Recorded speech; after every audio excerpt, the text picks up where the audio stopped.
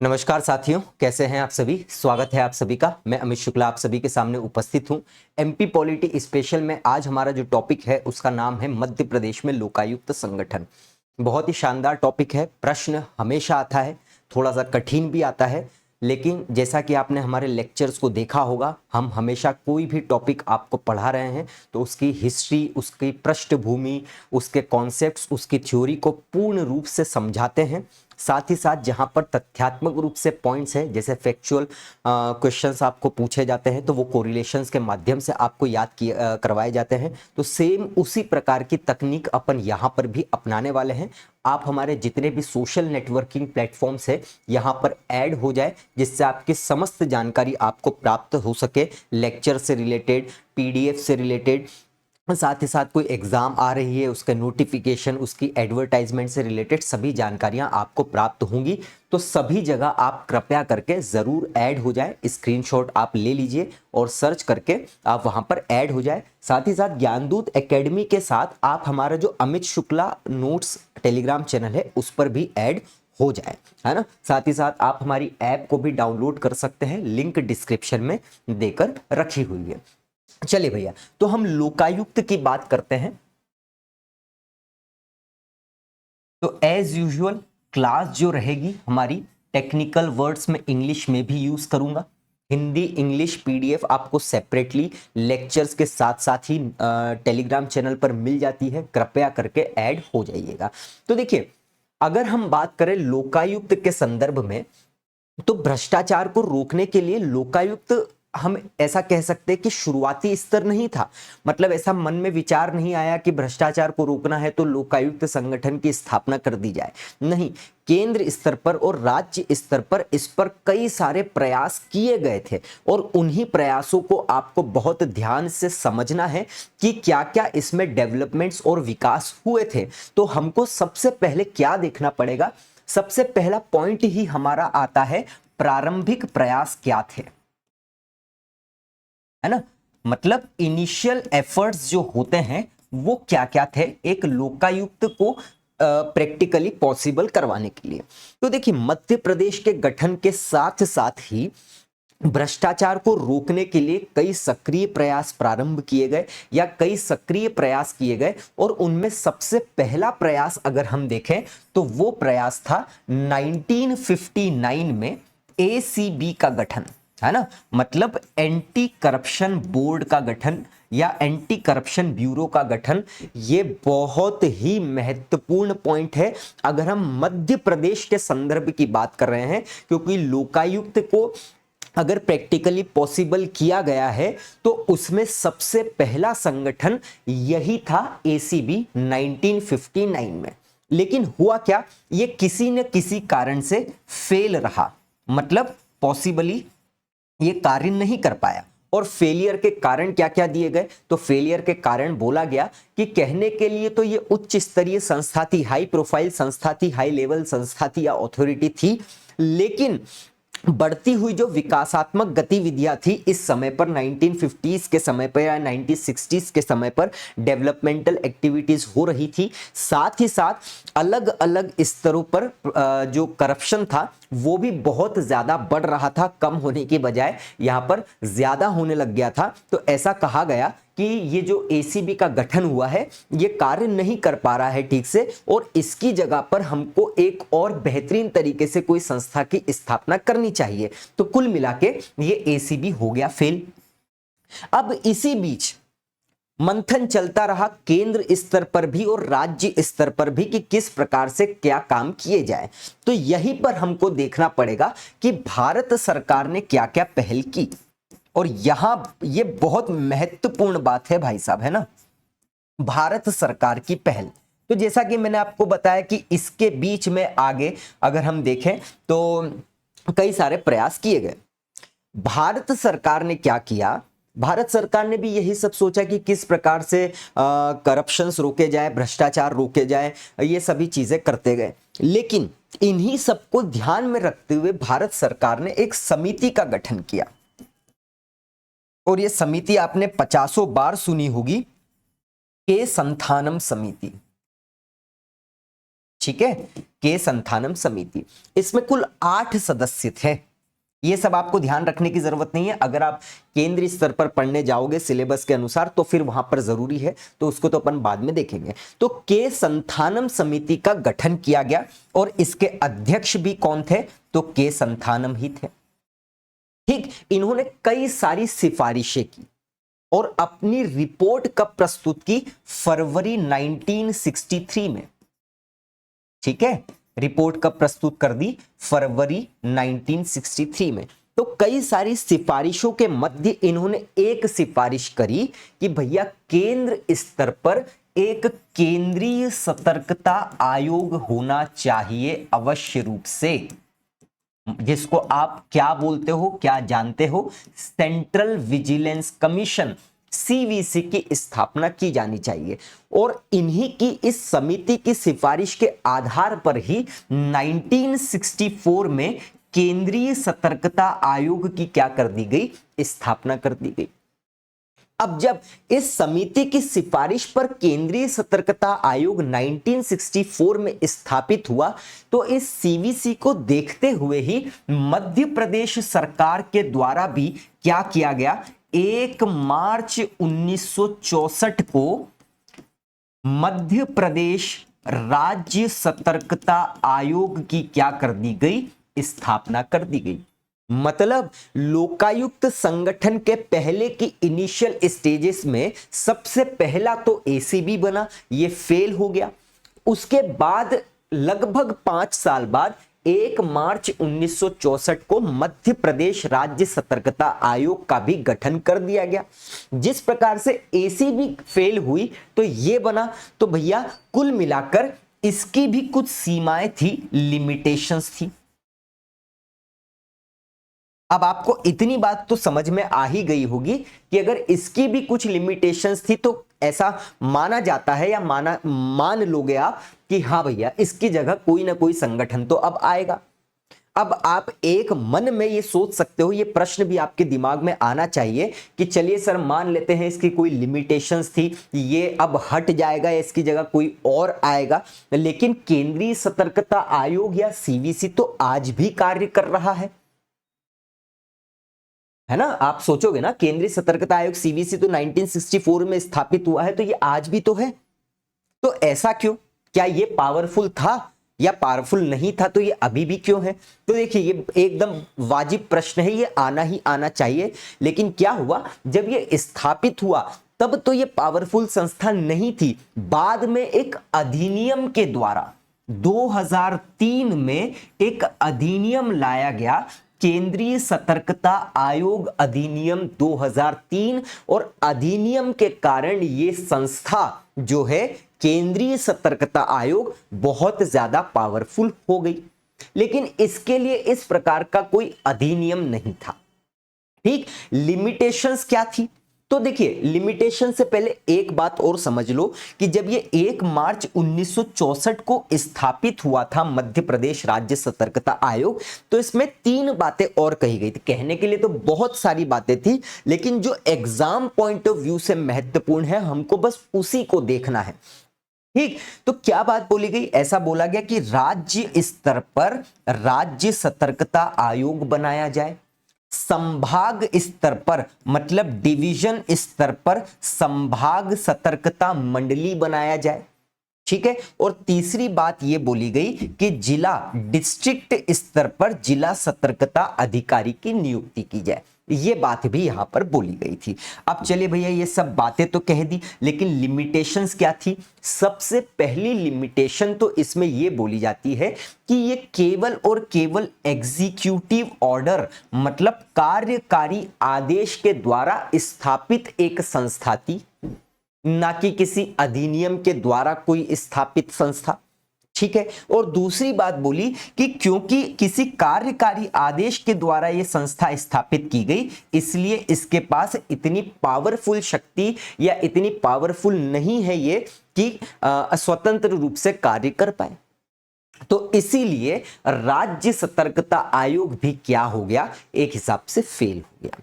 तो हमने ये देखा कि किस प्रकार से प्रारंभिक प्रयास हुए और प्रारंभिक प्रयास के बाद भारत सरकार की पहल भी हुई और सभी डेवलपमेंट्स होते रहे। अब जब ये भी फेल हो गया तो हमारे लिए तीसरा महत्वपूर्ण पॉइंट क्या आ जाता है, वो आता है लोकायुक्त संगठन की आवश्यकता। ठीक है, क्या? लोकायुक्त संगठन की आवश्यकता, मतलब need of Lokayukta organisation. Clear सी बात है। अब देखिए, जब मैंने ये आप क्लियर कट बात समझ गए हैं कि केंद्र स्तर पर भी कई प्रयास किए गए और देखते देखते राज्य स्तर पर भी कई सारे प्रयास किए गए। तो इसी को ध्यान में रखते हुए एक बात और समझिए कि जब भारत स्वतंत्र हुआ था, इंडिपेंडेंट हुआ था, ठीक है, तब से लेकर आज तक की भी अगर हम बात करें तो कुछ पॉइंट्स ऐसे हैं जो हमेशा एक गंभीर चर्चा का विषय रहा है। ठीक है, कौन कौन से? कदाचार, ये किसकी हम बात कर रहे हैं? सरकारी मशीनरी के अंतर्गत, है ना। सबसे पहली बात क्या आ जाती है? कदाचार आ जाती है ना। दूसरी पॉइंट क्या आ जाता है? अधिकारों का दुरुपयोग। ठीक है, और एक और बात आ जाती है भ्रष्टाचार। ये हमेशा गंभीर विषय रहा है। कदाचार मतलब मेल प्रैक्टिसेस, ऐसे कार्य करना अधिकारियों का द्वारा, कर्मचारियों के द्वारा कि वो जिस कारण से नियुक्त किए गए थे वो जस्ट उसका उल्टा कार्य कर रहे हैं। अधिकारों का दुरुपयोग तो आज भी आप देखते हुए आ रहे हैं, और भ्रष्टाचार तो देखिए कभी खत्म नहीं हो सकता, है ना। इसीलिए आपने देखा होगा जितनी भी संस्थाएं बन रही है वो क्या बोलती है? भ्रष्टाचार को रोकना या भ्रष्टाचार को कम करना। भ्रष्टाचार को मिटाने से रिलेटेड कोई बात नहीं आई। क्यों? क्योंकि भ्रष्टाचार कभी भी मिट नहीं सकता। देखो प्रैक्टिकली पॉसिबल नहीं है। आप सोच के देखो कि 140 करोड़ लोग अगर है, उनमें चलो लगभग 99.9% लोग ईमानदार हो जाए, लेकिन कहीं ना कहीं किसी गली कूचे में कहीं ना कहीं तो भ्रष्टाचार किसी ना किसी तरीके से तो होगा, है ना। तो ये सब कारण है, लेकिन इसको रोका जा सकता है, कम किया जा सकता है। तो इसी कारण ये सभी हम प्रयास देख रहे हैं, है ना। तो ये सब गंभीर विषय रहे हैं, चर्चा का विषय रहा है, और तब से ही लेकर आगे तक भी सरकार के द्वारा ये सोचा गया कि अब एक ऐसी संस्था का गठन किया जाए जो स्वतंत्र हो। किससे? कार्यपालिका से, एग्जीक्यूटिव से पूर्ण रूप से स्वतंत्र हो और निष्पक्ष रूप से काम कर सके। तभी यह संस्था क्या कर पाएगी? अपना जो मुख्य उद्देश्य है उसको फुलफिल कर पाएगी। इन्हीं सभी बातों को ध्यान में रखते हुए एक और इनिशियल स्टेज, एक और एफर्ट डाला गया, और वो ये डाला गया कि प्रशासनिक सुधार आयोग का गठन किया गया। बहुत महत्वपूर्ण बात है, क्योंकि यही बेस है अब, है ना। लोकायुक्त संगठन के लिए बेस यही है। जैसे केंद्रीय सतर्कता आयोग या मध्य प्रदेश राज्य सतर्कता आयोग के लिए केंद्रीय बेस क्या था? संथानम समिति। उसी प्रकार से लोकायुक्त संगठन के लिए बेस क्या है? प्रशासनिक सुधार आयोग। तो भारत सरकार के द्वारा 1966 में क्या किया गया? प्रशासनिक सुधार आयोग का गठन किया गया, और इस संस्था ने या इस आयोग ने कहा कि भैया केंद्र स्तर पर लोकपाल नियुक्त किया जाए और लोकपाल संस्था का गठन किया जाए, और राज्य स्तर पर लोकायुक्त का गठन किया जाए और लोकायुक्त संगठन क्या किया जाए? स्थापित किया जाए।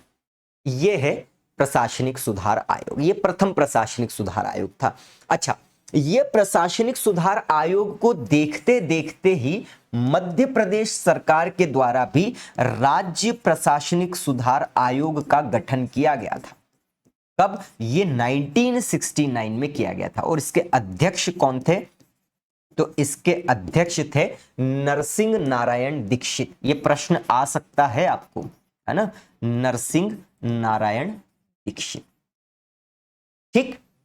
अब जब प्रशासनिक सुधार आयोग के द्वारा यह बोल दिया गया कि केंद्र स्तर पर और राज्य स्तर पर लोकपाल और लोकायुक्त का गठन किया जाए, तो यहां पर हम समझते हैं कि लोकपाल क्या है। तो लोकपाल के बारे में यह कहा गया कि लोकपाल एक ऐसी संस्था होगी और इसके अंतर्गत एक व्यक्ति को नियुक्त किया जाएगा जो लोकपाल के नाम से जाना जाएगा, और ये केंद्र स्तर पर सेंट्रल लेवल पर मिनिस्टर्स हो गए, ग्रुप ABCD के अधिकारी कर्मचारी हो गए, सचिव हो गए, मुख्य सचिव हो गए, इन सभी की क्या करेगा, भ्रष्टाचार से संबंधित जांच करेगा।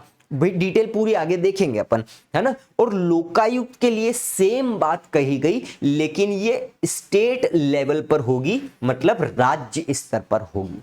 अब चूंकि हमारे लिए एग्जाम पॉइंट ऑफ व्यू से सिलेबस में क्या है, लोकायुक्त है, तो हमको लोकपाल नहीं देखना है। बस अंतर मैंने आपको बता दिया। आपने देखा होगा अन्ना हजारे का आंदोलन हुआ था, वो किस कारण हुआ था, इसी कारण हुआ था, और इसी के बेस पर एक अधिनियम भी आया था, लोकपाल एवं लोकायुक्त अधिनियम। ठीक है, लोकपाल एवं लोकायुक्त अधिनियम 2013। ये लेकिन बहुत बाद की बात है, अभी हम इसके बहुत पहले की बात पर आ रहे हैं। तो लोकपाल हमारे लिए महत्वपूर्ण नहीं है, बस याद रखना लोकपाल केंद्र स्तर पर ही गठित होता है।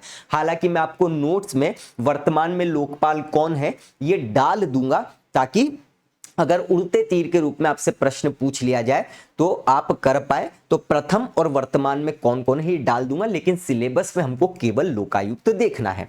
चले भैया, तो प्रशासनिक सुधार आयोग को देखते हुए केंद्र और राज्य स्तर पर लोकपाल एवं लोकायुक्त के गठन की बात कर दी गई, और मध्य प्रदेश के द्वारा भी 1969 में राज्य प्रशासनिक सुधार आयोग का गठन किया गया, और अध्यक्ष कौन को रख दिया गया, नरसिंह नारायण दीक्षित को। ये है पूरा का पूरा लोकायुक्त संगठन की इनिशियल स्टेजेस, किस प्रकार से डेवलपमेंट्स हुए। आई होप एक एक बात आपको क्लियर हो गई होगी। ठीक है, चलिए, तो अभी आपके दिमाग में ये होना चाहिए कि अब लोकायुक्त आने वाला है ना। तो अब क्या किया गया, इसी प्रकार से मध्य प्रदेश में लोकायुक्त अधिनियम, मध्य प्रदेश में लोकायुक्त अधिनियम मतलब लोकायुक्त एक्ट के संबंध में बात होगी। ठीक है, क्योंकि प्रशासनिक सुधार आयोग के बारे में बात कह दी। तो क्या होता है, देखिए, अब हम मध्य प्रदेश की विधानसभा के संदर्भ में ही बात करेंगे, है ना। मध्य प्रदेश में लोकायुक्त से रिलेटेड सबसे पहला बिल जो है वो 1975 में लेकर आया गया था। ठीक है ये बहुत महत्वपूर्ण बात है ना। बिल को क्या बोलते हैं, विधेयक बोलते हैं, है ना। 1975 में मैं आपको बिल और एक्ट के संदर्भ में एक छोटा सा डिफरेंस बता देता हूं। मतलब बिल क्या हो गया, विधेयक, और एक्ट क्या हो गया, अधिनियम हो गया, है ना। जिसको नहीं पता हो, जो शुरुआत ही कर रहा हो, उसके लिए मैं बता रहा हूं। बाकी पॉलिटी में इस पर बहुत डिटेल में चर्चा अपन करेंगे। देखिए, मान लो मुझे एक सब्जेक्ट है ए, उस पर कोई कानून बनाना है। अगर हम राज्य स्तर की बात कर रहे हैं तो विधानसभा में जाएगा, अगर विधानसभा और विधान परिषद है तो दोनों की बात कर लेंगे। मध्य प्रदेश में केवल विधानसभा है तो केवल विधानसभा की बात करेंगे। केंद्र स्तर पर कोई कानून बनाना है, जैसे पर्यावरण से रिलेटेड या कोई भी कानून, तो लोकसभा राज्यसभा की बात करेंगे। तो हम ये मान लेते हैं कि मध्य प्रदेश के ही संदर्भ में बात करते हैं कि मध्य प्रदेश सरकार द्वारा एक सब्जेक्ट है ए, उस पर कोई कानून बनाना है। तो कानून बनाने के लिए जो एक पेपर रहता है जिसमें मूल सभी बातें लिखी रहती है, जिसको हम रॉ मटेरियल भी बोल सकते हैं, उसको विधानसभा में क्या किया जाता है, प्रस्तुत किया जाता है। और प्रस्तुत करने के बाद उस पर चर्चाएं होती है, विचार विमर्श होते हैं, और अगर वो पारित हो जाता है, पास हो जाता है, तो वो राज्यपाल के पास जाता है, राज्यपाल साइन कर देते हैं, तो वही बिल क्या बन जाता है, अधिनियम बन जाता है। लेकिन कुछ ऐसे अधिनियम भी होते हैं जिसको राष्ट्रपति की अनुमति के लिए भी भेजा जाता है। उनमें से लोक लोकायुक्त अधिनियम भी एक अधिनियम है, इस पर चर्चा अपन पॉलिटी में करने वाले हैं। तो आई होप आपको बिल और एक्ट में अंतर समझ में आ गया होगा। तो मैंने आपको क्या बताया कि 1975 में लोकायुक्त को अधिनियम बनाने के लिए या लोकायुक्त से संबंधित कानून के लिए एक बिल आया 1975 में मध्य प्रदेश विधानसभा में। ठीक है, अब जब मध्य प्रदेश विधानसभा में आया तो इसको क्या किया गया, भेजा गया भैया राष्ट्रपति के पास। क्लियर है, अब राष्ट्रपति के पास भेजा गया तो केंद्र स्तर पर इस पर थोड़ा सा क्या किया गया, विचार विमर्श किया गया और इसमें ऐसा बोला गया कि इसमें कुछ ना कुछ परिवर्तन होना चाहिए, है ना, रिकंसीडर करना चाहिए इस अधिनियम को या इस बिल को। इसीलिए ये बिल वापस से राज्य सरकार के पास आ गया। क्लियर है, मतलब 1975 में जो बिल बना वो जब केंद्र स्तर पर गया तो उसको रिकंसिडरेशन के लिए वापस से राज्य सरकार के पास भेज दिया गया कि भैया ऐसी ऐसी बातें हैं इसमें, ठीक है, तो थोड़ा सा इसमें चेंजेस करो, परिवर्तन करो। तो ये वापस मध्य प्रदेश सरकार के पास आ गया।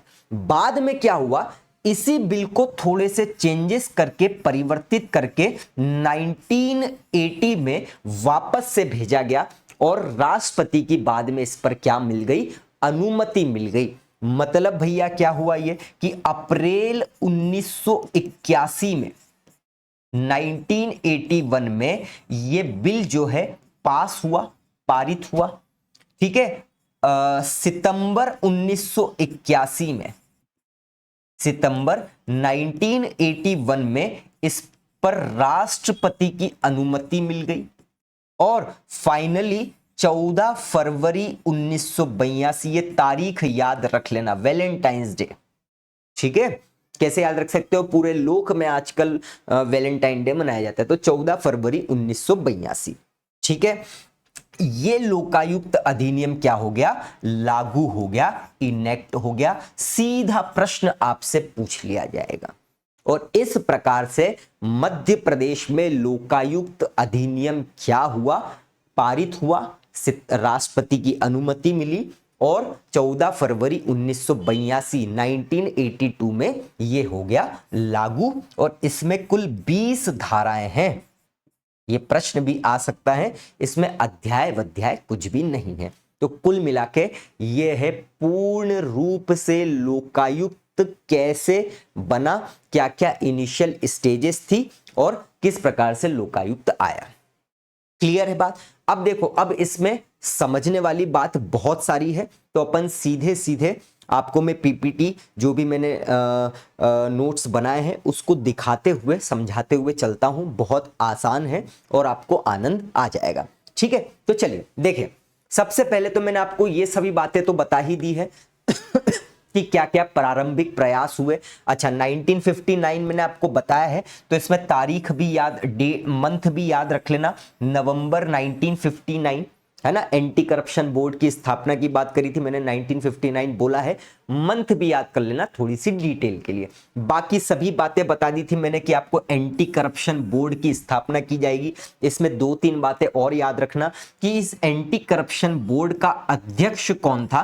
तो इस एंटी करप्शन बोर्ड का अध्यक्ष था भैया मुख्यमंत्री, सीएम।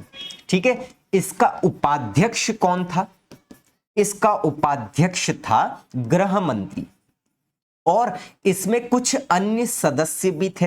अन्य सदस्य कौन थे, तो इसमें चीफ सेक्रेटरी, मुख्य सचिव भी थे, साथ साथ में आयुक्त, कमिश्नर, कौन सा, भोपाल संभाग का, और साथ ही साथ यहां पर 2 अशासकीय सदस्य भी थे। ठीक है, इस प्रकार से एंटी करप्शन बोर्ड की स्थापना नवंबर 1959 में की गई थी। आप देख सकते हैं, अध्यक्ष मुख्यमंत्री, उपाध्यक्ष गृह मंत्री, अन्य सदस्य मुख्य सचिव, आयुक्त भोपाल संभाग तथा 2 अशासकीय सदस्य। और भ्रष्टाचार को रोकने के लिए यही पहली इनिशियल स्टेजेस थी, मैंने आपको क्लियरली बताया। फिर बोर्ड की सीमाएं भी मैंने आपको बता दी थी कि किस प्रकार से विकासात्मक गतिविधि और अलग अलग स्तर पर भ्रष्टाचार बढ़े और ये सभी काम हुआ, है ना। फिर शासन स्तर पर विचार हुआ कि भैया आगे कोई नई संस्था बनना चाहिए। भारत सरकार की पहल आई और पहल में केस संथानम समिति की गठन हुआ। फरवरी 1963 में इसको स्थापित कर दिया और इसने बोला केंद्रीय सतर्कता आयोग का गठन करना चाहिए। और इसी के बाद मध्य प्रदेश राज्य सतर्कता आयोग के द्वारा मध्य प्रदेश सरकार द्वारा 1 मार्च 1964 को मध्य प्रदेश राज्य सतर्कता आयोग भी स्थापित कर दिया गया। और जो जो मैंने बताया राज्य, संभाग और जिला स्तर पर अलग अलग काम भी होना चाहिए, है ना। फिर ये भी फेल हुआ, है ना। फेल होने के कारण भी मैंने आपको बताया। फिर लोकायुक्त संगठन की आवश्यकता के अंतर्गत बहुत सारी बातें बोली गई कि स्वतंत्र रूप से एक निष्पक्ष होना चाहिए संस्था का गठन। और फिर बाद में प्रशासनिक सुधार 1966 में इन्होंने बोला कि भैया एक लोकपाल और लोकायुक्त की स्थापना की जानी चाहिए। तो मैंने 1969 में जो प्रशासनिक सुधार आयोग की बात करी है, तो इसमें एक बात और याद रखना, अक्टूबर 1966 में ही इसने क्या कर दी थी, अपनी रिपोर्ट प्रस्तुत कर दी थी। मतलब हमने ये शुरुआत में देख चुके हैं कि 1966 में प्रशासनिक सुधार आयोग बना और अक्टूबर 1966 में जो उसने अपनी रिपोर्ट प्रस्तुत करी थी, उसी के अंतर्गत लोकपाल एवं लोकायुक्त की नियुक्ति की बात करी। और ये भी मैंने आपको बताया कि लोकपाल और लोकायुक्त के बीच में संदर्भ में क्या डिफरेंस है। तो लोकपाल केंद्र स्तर पर और लोकायुक्त राज्य स्तर पर प्रधानमंत्री, मंत्री, संसद सदस्य, ABCD ग्रुप कर्मचारी अधिकारियों का क्या करेगा, जांच करेगा भ्रष्टाचार से संबंधित। और फिर बाद में हमने ये देखा कि राज्य प्रशासनिक सुधार आयोग 1969 में मध्य प्रदेश में भी बनाया और नरसिंह नारायण दीक्षित क्या थे, इसके अध्यक्ष थे। और इस प्रकार से बाद में मध्य प्रदेश में लोकायुक्त अधिनियम जो कि 1975 में बिल लेकर आए, परिवर्तन के कारण इसको वापस में भेजा गया और फिर 1980 में इसे पुनः प्रस्तुत किया गया चेंज करने के बाद। अप्रैल 1981 में ये क्या हुआ, पारित हुआ। सितंबर 1981 में राष्ट्रपति की अनुमति प्राप्त हुई और बाद में यह अधिनियम बन गया 14 फरवरी 1982 को, जिसमें 20 धाराएं हैं। ठीक, तो जिस प्रकार से हमारी पढ़ाई होती है, जैसे मैं आपको पढ़ा रहा हूं, तो सबसे पहले तो मैं आपको लिखते लिखते समझाते समझाते एक एक बात समझाता हूं पूरा का पूरा, जिससे आपके बेहतरीन शॉर्ट नोट्स बन जाए। आप लिखते लिखते समझते समझते अपने नोट्स बनाएंगे तो आपके प्रिंट आउट के पैसे नहीं लगेंगे। हर एक बात शानदार तरीके से आपको समझ में आ जाएगी, ठीक है। फिर आपका रिवीजन बहुत अच्छे से हो जाएगा और फिर हर एक टॉपिक के हर पॉइंट के टेस्ट और MCQ से काम आपका खत्म हो जाएगा। फिर जितना मैं आपको पढ़ा देता हूं उसकी एक एक बात फिर मैं आपको बताता भी हूं, जिससे आपका एक और बार रिवीजन हो जाए। कोई पॉइंट अगर छूटता है तो वहां पर भी अपन क्लियर कर लेते हैं, है ना। तो ये भी आपके लिए बहुत आवश्यक बात है। तो ये हो गया हमारा लोकायुक्त से संबंधित सभी कार्य। अब क्या देखना है, तो अभी हमको थोड़ा सा लोकायुक्त के संदर्भ में कुछ महत्वपूर्ण बातें देखनी है। जैसे लोकायुक्त के काम क्या है, कार्य क्षेत्र क्या है, अधिकार क्या है, कितना ये पावरफुल है। फिर लोकायुक्त अधिनियम जो है उसमें क्या क्या इनकी बातें कही गई है, कौन लोकायुक्त बन सकता है, साथ ही साथ क्या टेन्योर है, क्या कार्यकाल है, ओम्बड्समैन के बारे में थोड़ी सी बात करना है। और फिर उसके बाद अंत में हमको वर्तमान या पहले लोकायुक्त से लेकर अभी तक कितने लोकायुक्त बने हैं और वर्तमान में कौन है, उप लोकायुक्त कौन है, एक नंबर कोरिलेशन के माध्यम से आपको उसको याद करवा दूंगा। तो चलिए अभी हम बात करते हैं थोड़ा सा ओम्बड्समैन के बारे में, ठीक है। देखो, ओम्बड्समैन का सीधा मतलब होता है जनता का प्रतिनिधि। मतलब अगर भ्रष्टाचार हो रहा है तो एक जनता या पब्लिक के रिप्रेजेंटेटिव के तौर पर एक व्यक्ति क्या कर दे, भ्रष्टाचार से संबंधित जांच करे। हालांकि ये सरकार के द्वारा, एक अधिनियम के द्वारा, सीधी सीधी बात बोले तो संसद के द्वारा स्थापित एक व्यक्ति होता है या नियुक्त एक व्यक्ति होता है। लेकिन संसद में भी जो व्यक्ति है तो वो हमारे कारण ही तो गए हैं, है ना। तो ओम्बड्समैन का सीधा सा मतलब है जनता का प्रतिनिधि। और ये जो ओम्बड्समैन है, या आज के समय में हम लोकपाल और लोकायुक्त की बात करते हैं, तो इसका कॉन्सेप्ट या इसकी अवधारणा सबसे पहली बार स्वीडन में स्थापित की गई थी। बहुत ही महत्वपूर्ण बात है। और 1809 में क्या किया गया था, इसको स्थापित किया गया था 1809 मतलब 1809 में। बहुत बहुत बहुत महत्वपूर्ण बात है। स्वीडन की संस्था ओम्बड्समैन पर ही हमारे भारत में भी स्थापित लोकायुक्त या लोकपाल है, वो इन्हीं पर आधारित है।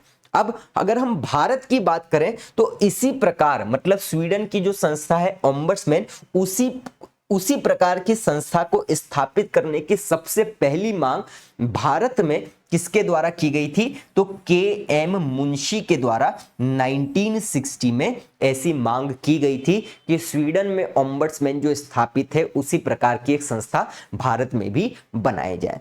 ठीक, और बाद में मतलब समय को देखते हुए, जैसे 1959 की अगर हम बात करें, 1960 चल रहा है, 1959 में एसीबी आया, बाद में कालांतर में ओम्बड्समैन को देखते देखते या ओम्बड्समैन से रेफरेंस लेते हुए ही मध्य प्रदेश में लोकायुक्त गठित किया गया, जो कि पूर्ण रूप से ओम्बड्समैन स्वीडन की संस्था पर ही आधारित है। तो ये है ओम्बड्समैन या लोकायुक्त का अवधारणा या कॉन्सेप्चुअल बेसिस जो कि शुरुआत में होता है। अब ओम्बड्समैन क्या क्या कर सकता है, ये जो स्वीडन की प्रमुख विशेषता है ओम्बड्समैन की वो क्या है, जिससे आपको ये क्लियर कट आगे पता चलेगा कि जो ओम्बड्समैन की प्रमुख विशेषता है उसी को भारत में या मध्य प्रदेश में बाद में कुछ चेंजेस के साथ लागू किया गया। तो स्वीडन की जो ओम्बड्समैन है क्या क्या विशेषता है, तो ये संसद का माध्यम है, मतलब पार्लियामेंट का एक माध्यम है जो प्रशासन पर निगरानी रखता है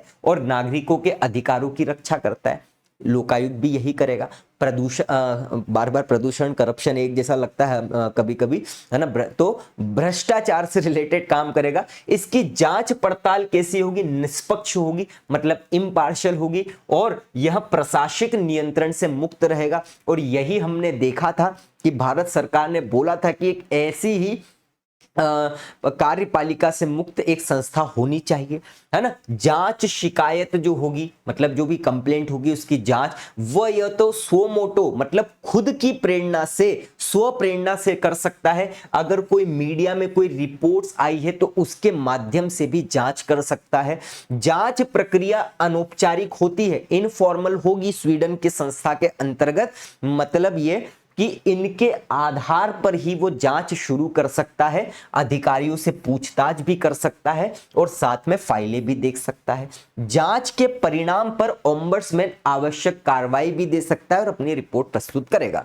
तो आपने क्या देखा कि स्वीडन की ओम्बड्समैन की ये सभी विशेषता है, और इन सभी विशेषताओं में आमूलचूल परिवर्तन करके या थोड़े थोड़े परिवर्तन करके भारत के संदर्भ में और मध्य प्रदेश के संदर्भ में लोकपाल या लोकायुक्त संगठन की क्या कर दी गई? स्थापना कर दी गई, जो कि आप आगे और बेहतर तरीके से समझेंगे। ये मेंस में भी आ चुका है, स्वीडन की ओम्बड्समैन की प्रमुख विशेषता क्या है। और अगर मध्य प्रदेश के संदर्भ में आए तो आप पढ़ोगे, यही से सभी मेंस के प्रश्न भी आपसे बन जाएंगे। अब देखो मध्य प्रदेश लोकायुक्त संगठन की क्या क्या विशेषता है।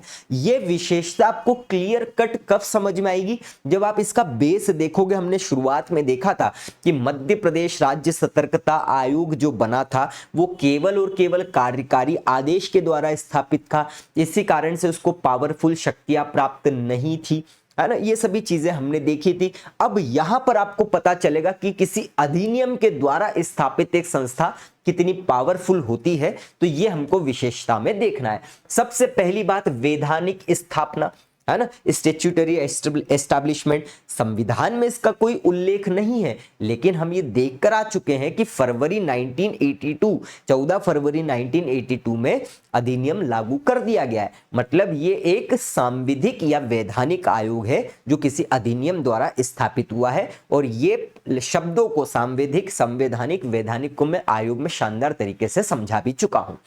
ठीक है, तो वर्तमान में लोकायुक्त संगठन की सबसे बड़ी विशेषता क्या है? वैधानिक प्रावधान है, मतलब एक अधिनियम द्वारा स्थापित हो गया है तो ये पावरफुल बन गया है ना। कार्यपालिका से ये पूर्ण रूप से क्या हो चुका है? मुक्त हो चुका है। ये एक बहुत महत्वपूर्ण बात हो गई और यही इसका इनिशियल उद्देश्य भी था, है ना। प्रतिवेदन प्रणाली क्या है? तो रिपोर्टिंग सिस्टम भी अब आ गया है, क्योंकि पहले कार्यकारी आदेश के द्वारा स्थापित था तो रिपोर्टिंग तो नहीं हो सकती, लेकिन अब लोकायुक्त क्या करेगा? अपनी रिपोर्ट राज्यपाल को भी क्या करता है? प्रस्तुत करता है, जो कि अपन आगे देखेंगे। ठीक है, इन प्रतिवेदनों पर विधानसभा में क्या की जाती है, विचार किया जाता है, डिस्कशन किया जाता है। ये सब बेसिक आम बात है जो कि हर बार हर संस्था में होता ही है। कार्यपालिका पर भी इसका पूर्ण रूप से क्या है, नियंत्रण है। एग्जीक्यूटिव पर पूरी तरीके से नियंत्रण है, क्योंकि विधायिका के माध्यम से ये बनाया गया है, लेजिस्लेचर के माध्यम से ये बनाया गया है। और लेजिस्लेचर, एग्जीक्यूटिव, ये सभी आप जुडिशरी आप समझते ही है ना। तो लेजिस्लेचर का मतलब क्या, कार्यपालिका का, विधायिका का मतलब क्या, कि जहां पर नियम, कानून, अधिनियम बनते हैं, जैसे संसद, विधानसभा है ना, विधान परिषद, मतलब आप सीधा सा बोल सकते हैं संसद और विधानमंडल। एग्जीक्यूटिव या कार्यपालिका का मतलब क्या, कि जो अधिनियम को क्या करवाता है, लागू करवाता है, जैसे मंत्री हो गए, प्रधानमंत्री हो गए, संसद सदस्य हो गए, अधिकारी हो गए, ऑफिशियल्स हो गए, क्योंकि यही सब तो बनाकर विधायिका के अंतर ले जाते हैं। और जुडिशरी क्या करता है, इन सब पर काम की नजर रखता है। तो ये तीनों अंग होते हैं अगर हम बात करें संविधान के अंतर्गत, जो कि पॉलिटी में देखेंगे। ठीक है, तो ये सभी क्या है, इसकी विशेषता है। कुल मिला के आपको क्लियर कट बात समझ में आ गई होगी। अब बात करते हैं हम संगठन के पदाधिकारी। देखो मैं आपको शुरुआत में ही बता चुका हूं, क्योंकि सिलेबस है किससे रिलेटेड, लोकायुक्त, तो हमको लोकपाल नहीं देखना है।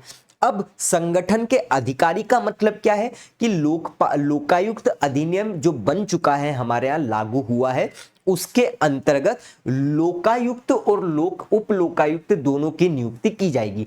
कौन होगा, कैसे होगा, हम आगे देखते हैं। सबसे पहली बात, इस लोकायुक्त संगठन का प्रमुख व्यक्ति कौन होगा, लोकायुक्त होगा। और लोकायुक्त के नीचे जो व्यक्ति होंगे उन्हें उप लोकायुक्त कह दिया जाएगा।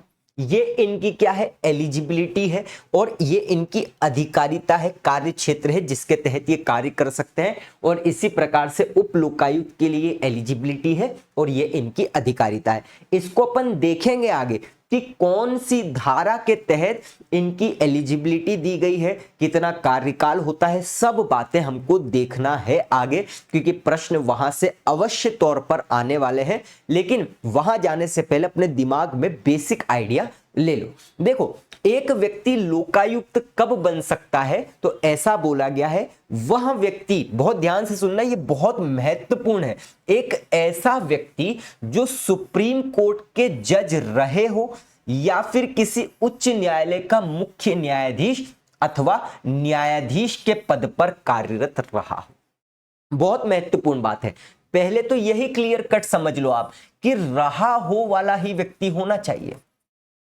ठीक है वाली कोई बात नहीं है। मतलब एक रिटायर्ड जज ही क्या बन सकता है, लोकायुक्त बन सकता है। और यहीं पर आपको प्रश्न गलत कर दोगे आप, क्योंकि ऐसा दे देगा वो है अथवा रहा हो, है कहीं पर भी नहीं आएगा। इतना याद रख लिया तो काम हो जाएगा आपका खत्म। तो कोई ऐसा व्यक्ति जो सुप्रीम कोर्ट का क्या रहा हो, जज रहा हो, या किसी हाई कोर्ट का चीफ जस्टिस अथवा जज रहा, वो लोकायुक्त बन सकता है ना। और उप लोकायुक्त के बारे में क्या बोल दिया गया है, तो उसमें ये बोला गया है, कोई उच्च न्यायालय का न्यायाधीश रहा हो, या भारत सरकार में सचिव, सेक्रेटरी अथवा राज्य केंद्र शासन में सचिव के समकक्ष, मतलब उसके बराबर के किसी पद पर क्या हो, कार्यरत रहा हो, जिनका वेतनमान भारत सरकार के अतिरिक्त सचिव से कम ना हो। तो यही अंतर है। बोला गया है सचिव या उसके बराबर के किसी पद पर रहा हो, साथ ही साथ ये भी बोला है कि वो पद में जो वेतनमान होना चाहिए, वो वेतनमान भी अतिरिक्त सचिव से कम वाला नहीं होना चाहिए। तो ऐसा व्यक्ति उप लोकायुक्त बन जाएगा। अब क्या है लोकायुक्त, क्या काम करेगा, तो मुख्यमंत्री, उप मुख्यमंत्री, मंत्री, राज्य मंत्री, उप मंत्री, मतलब आप देख रहे होंगे कि लगभग विधायिका के अंतर्गत सभी, ठीक है, सचिव हो गए, अपर सचिव, मुख्य सचिव, यहां पर आप देख रहे होंगे कि जितने भी अधिकारी कर्मचारी होंगे, है ना, उन पर नजर रख सकता है। साथ ही साथ इन सभी पदाधिकारियों के विरुद्ध भ्रष्टाचार संबंधी शिकायतों की जांच का अधिकार केवल और केवल किसको होगा?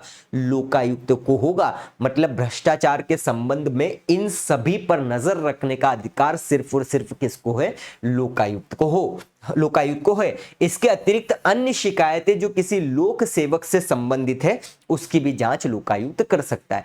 तो कुल मिलाकर मध्य प्रदेश के अंतर्गत किसी मंत्री, मुख्यमंत्री, उप मुख्यमंत्री, हालांकि यहां पर कुछ अपवाद भी है, एक्सेप्शंस भी है, वो हम आगे देखने वाले हैं।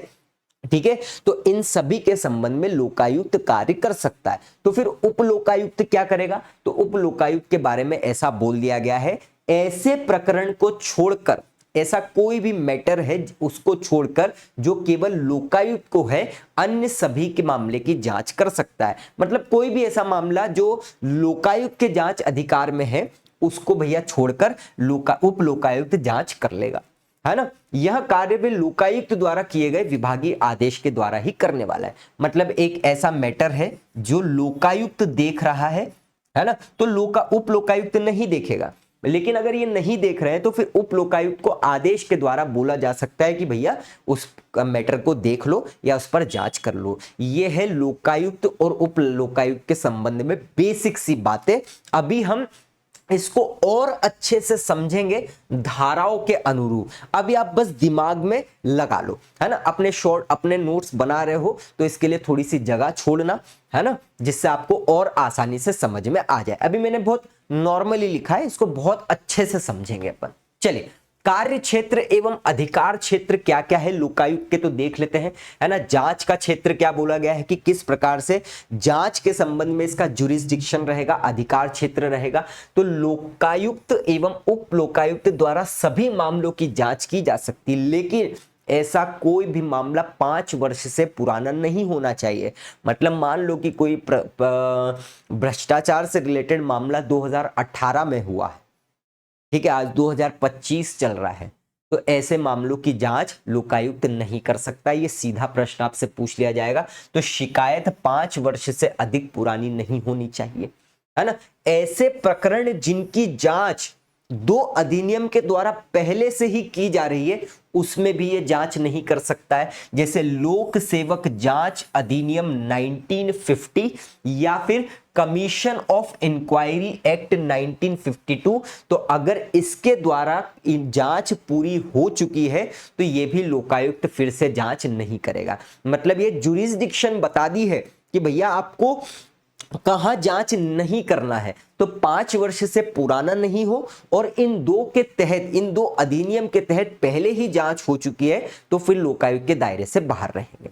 ठीक है, विवेकाधिकार मतलब डिस्क्रिशनरी पावर जो है, इसके अंतर्गत बोल दिया है कि लोकायुक्त और उप लोकायुक्त के पास एक अधिकार है कि वह अपने स्व विवेक से तय करे कि किस मामले की जांच करना है। मतलब उसके पास विवेकाधिकार है कि वो किसकी जांच करे या ना करे, है ना। दायरे से बाहर, तो हमने अभी क्या देखा, कौन से मामले इसके दायरे या जुरिस्डिक्शन से बाहर है, इंक्वायरी जिसकी नहीं कर सकता है। यहां पर हम व्यक्ति की बात कर रहे हैं कि दायरे से बाहर कौन कौन से पद हो सकते हैं। तो देखिए, सभी श्रेणियों के लोक सेवकों को यह कवर करेगा। मतलब ग्रुप ए से लेकर बी सी डी जितने भी अधिकारी कर्मचारी होंगे उन सभी की जांच करेगा। लेकिन कुछ को छूट है, जैसे विधानसभा का जो अध्यक्ष है, स्पीकर मध्य प्रदेश विधानसभा का, है ना, उपाध्यक्ष जो होगा विधानसभा का, साथ ही साथ और क्या बोल दिया गया है, न्यायिक अधिकारी जुडिशियल ऑफिसर्स जो होंगे इन सभी को क्या है, छूट है। क्यों छूट है अभी आगे क्लियर कट अपन समझेंगे। तो ये इसका क्या है, जांच का क्षेत्र, विवेक अधिकार और दायरे से बाहर। ये बहुत महत्वपूर्ण है, यहां से प्रश्न आपको देखेंगे। विशेष अधिकारिता, क्या विशेष अधिकारिता है लोकायुक्त और उप लोकायुक्त के पास? तो हमने ये देखा कि लोकायुक्त मुख्यमंत्री, उप मुख्यमंत्री, मंत्री, जितने भी राज्य मंत्री है, स्वतंत्र रूप से जो मंत्री है ना, उप मंत्री, विपक्ष के नेता, जितने भी ABCD इन सभी के मामले की क्या कर सकता है, शिकायतों की जांच भ्रष्टाचार से रिलेटेड। क्लियर है। और उप लोकायुक्त भी क्या कर सकता है, जांच कर सकता है, लेकिन जो मामले लोकायुक्त के पास है उनको छोड़कर। ये तो हम पहले भी समझ के आ चुके हैं। और कार्यवाही का दर्जा क्या बोला गया है कि इनकी जो कार्यवाही होगी, मतलब जो लोकायुक्त और उप लोकायुक्त कार्यवाही करेंगे, उन सभी कार्यवाही को किस प्रकार की कार्यवाही मानी जाएगी, न्यायिक कार्यवाही के तहत न्यायालय के द्वारा जो डिसीजंस दिए जाते हैं उस प्रकार का दर्जा इनकी कार्यवाही को होगा। मतलब न्यायालय ने किसी मामले की जांच, न्यायालय ने किसी मामले पर सुनवाई करी, सुनवाई के बाद फाइनल उसमें आदेश दिया, तो उसी प्रकार का दर्जा लोकायुक्त तो उप लोकायुक्त को होगा उनकी कार्रवाई से रिलेटेड। तो ये सब है इसके अधिकार और कार्य क्षेत्र। क्लियर है बात। आगे क्या है, लोक सेवकों के विरुद्ध आरोप सिद्ध होने पर क्या क्या कार्रवाई होगी। मतलब एक अधिकारी है, उस अधिकारी के संबंध में भ्रष्टाचार से संबंधित कोई शिकायत आई, अब उस शिकायत पर कार्यवाही किस प्रकार से होगी, महत्वपूर्ण बात है। तो देखो क्या बोला है, अगर किसी लोक सेवक पब्लिक सर्वेंट कोई भी व्यक्ति अधिकारी है, उसके खिलाफ आरोप जो है लोकायुक्त या उप लोकायुक्त की संतुष्टि के अनुसार सिद्ध हो जाता है। मतलब एक शिकायत मिली, भ्रष्टाचार की जांच करी और लोकायुक्त या उप लोकायुक्त को लगा या दिख गया कि भैया हाँ ये सही है और आरोप सिद्ध हो गया, तो अधिनियम के तहत उन्हें अपनी रिपोर्ट लिखित रूप में किसको देनी पड़ेगी, सक्षम प्राधिकारी को भेजनी होगी। यहां पर सक्षम प्राधिकारी कॉम्पिटेंट ऑथोरिटी का मतलब क्या है, जो उस संदर्भ में मेन व्यक्ति है। जैसे फॉर एग्जांपल महिला एवं बाल विकास मंत्रालय के अधीन में एक अधिकारी हूं, जो उस विभाग के अंतर्गत सबसे मेन अधिकारी हूं, जो सभी मामले देखूंगा, है ना। और इसी विभाग के अंतर्गत कोई भ्रष्टाचार का आरोप सिद्ध हुआ है, लोकायुक्त और उप लोकायुक्त ने देखा, तो वो रिपोर्ट मेरे पास आएगी, क्योंकि मैं उस विभाग का सक्षम प्राधिकारी हूं। ठीक है, तो मेरे पास वो क्या आएगी, रिपोर्ट आएगी। क्या क्या शामिल होगा इस रिपोर्ट में, निष्कर्ष और सिफारिश, मतलब कि ये किया गया है और ये कर दो आप इनके खिलाफ। क्लियर है बात। चलिए, अब सक्षम प्राधिकारी क्या करेगा, जब रिपोर्ट आएगी, मतलब मेरे पास जब रिपोर्ट आई तो मैं क्या करूंगा, 3 महीने के अंदर अंदर 90 दिन के भीतर भीतर इस रिपोर्ट पर जो भी कार्यवाही मैंने की है उसकी जानकारी फिर से मुझे किसको देना पड़ेगी, लोकायुक्त या उप लोकायुक्त को देनी पड़ेगी। फिर क्या है, अगर लोकायुक्त या उप लोकायुक्त को ऐसा लगता है कि ये जो कार्रवाई की गई है, मैंने जो कार्रवाई की है वो संतोषजनक नहीं है, जैसी सोची थी वैसी नहीं है, तो एक विशेष रिपोर्ट राज्यपाल को भी भेज सकते हैं लोकायुक्त और उप लोकायुक्त। तो इस प्रकार की कार्यवाही होगी अगर किसी लोक सेवक पर मामला चलता है और आरोप सिद्ध हो जाता है तो। क्लियर है, बहुत सिंपल सी बात है, इसलिए मैंने आपको एग्जाम्पल के तौर पर समझा दिया। वार्षिक प्रतिवेदन बहुत महत्वपूर्ण है, तो लोकायुक्त एवं उप लोकायुक्त वार्षिक रिपोर्ट राज्यपाल को भेजते ही है। ये हर अधिनियम, हर संस्था के अंतर्गत बात कही जाती है, तो वार्षिक रिपोर्ट तो राज्यपाल को जाएगी और बाद में वो फिर विधानमंडल, मतलब मध्य प्रदेश में तो केवल विधानसभा है, तो वहां पर भी रखी जाएगी। ये है इनकी मूल सभी बातें। अब हमको आना है लोकायुक्त के अंतर्गत महत्वपूर्ण धाराओं के संदर्भ में। यहां से प्रश्न आपको अवश्य देखने को मिलेंगे और मैं आपको लिख के देता हूं कि अभी शुरुआत से अभी तक आप थे क्लास में, तो ये आपको लगभग सब कुछ समझ में आ जाएगा। तो मैंने क्या बताया, देखो 2 बातें याद रखना, अगर पूछा जाए लोकायुक्त और उप लोकायुक्त अधिनियम का वर्ष क्या है, 1981, क्योंकि मैंने आपको बताया था ना 1981 में पारित हुआ, राष्ट्रपति की अनुमति मिली, तो 1981 गलत कर दोगे वरना। और अगर पूछा जाए लागू कब हुआ तो 14 फरवरी 1982, या वर्ष नहीं आए, डेट ईयर नहीं, डेट मंथ नहीं आए तो वर्ष भी आ सकता है, तो दोनों में कंफ्यूज नहीं होना है। लोकायुक्त एवं उप लोकायुक्त अधिनियम मध्य प्रदेश का वर्ष क्या है तो 1981, पारित कब हुआ 1981, राष्ट्रपति की अनुमति कब मिली 1981, लागू कब हुआ तो 1982। क्लियर कट बात ध्यान रखना। कुल धाराएं कितनी है तो 20 है, है ना। अब हमेशा धाराएं लगभग लगभग मैंने आपको बताया ही है कि कोई अधिनियम की पहली धारा हमेशा तीन बात कहती है, संक्षिप्त नाम, प्रारंभ और विस्तार। उनको छोड़ दो, संक्षिप्त नाम मतलब जो अधिनियम का नाम हो, विस्तार मतलब वो कहां तक विस्तारित है, तो मध्य प्रदेश द्वारा बनाया गया तो पूरे मध्य प्रदेश में विस्तार है उसका, और प्रारंभ मतलब जिस दिन गजट में अधिसूचना जारी कर दी जाती है उस दिन से। परिभाषाएं रहती है दूसरी धारा, 10 में से 9 अधिनियम में परिभाषा ही दूसरी धारा रहती है ना, हमको उसको नहीं देखना है। फिर आते हैं मेन, तो याद रखिएगा प्रश्न आ सकता है कि इस अधिनियम की कौन सी धारा के तहत लोकायुक्त एवं उप लोकायुक्त की नियुक्ति की जाएगी, तो वो है धारा 3। बहुत महत्वपूर्ण बात है ये, ठीक है। धारा 3 के तहत कौन नियुक्त करेगा, तो राज्यपाल नियुक्त करेगा, सीधा सीधा है, ठीक है। लोकायुक्त या उप लोकायुक्त को नियुक्त कर सकता है, तो लोकायुक्त तो एक होगा, देखो उप लोकायुक्त एक भी हो सकता है और अधिक भी हो सकता है, ये याद रखिएगा। तो धारा 3 के अंतर्गत लोकायुक्त एवं उप लोकायुक्त की नियुक्ति राज्यपाल करेगा।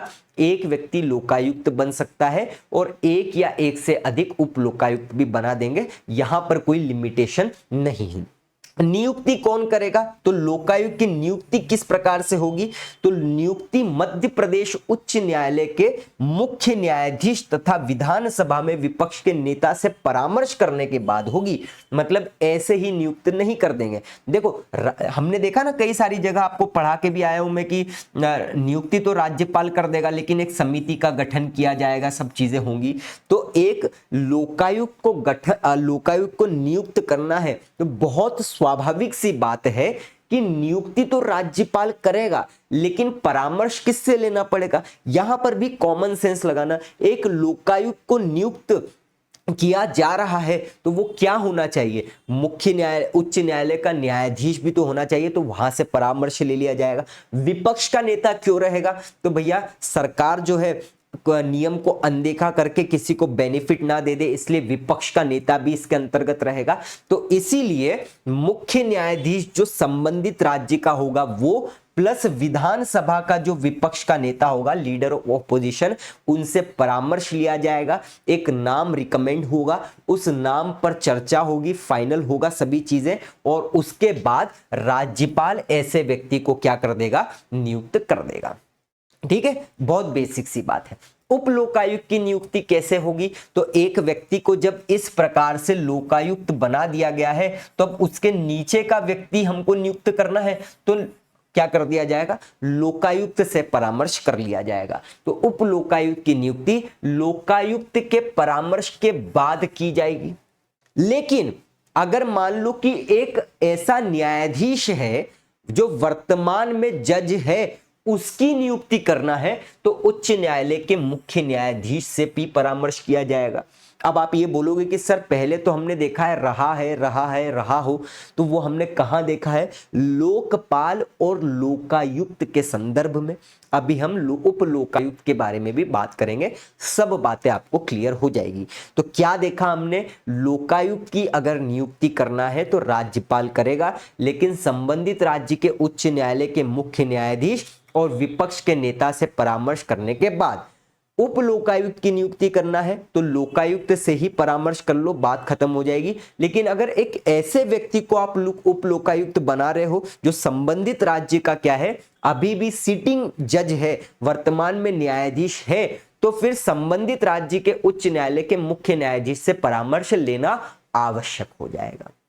ठीक है, पात्रता क्या है लोकायुक्त के लिए, तो लोकायुक्त कौन हो सकता है, भारत के उच्चतम न्यायालय में न्यायाधीश के रूप में कार्य किया हो, या किसी उच्च न्यायालय के मुख्य न्यायाधीश या फिर न्यायाधीश के रूप में कार्य किया हो। देखकर आ चुके हैं, सीधा सीधा प्रश्न आपसे पूछ लिया जाएगा, बहुत महत्वपूर्ण है, क्लियर कट बता रहा हूं।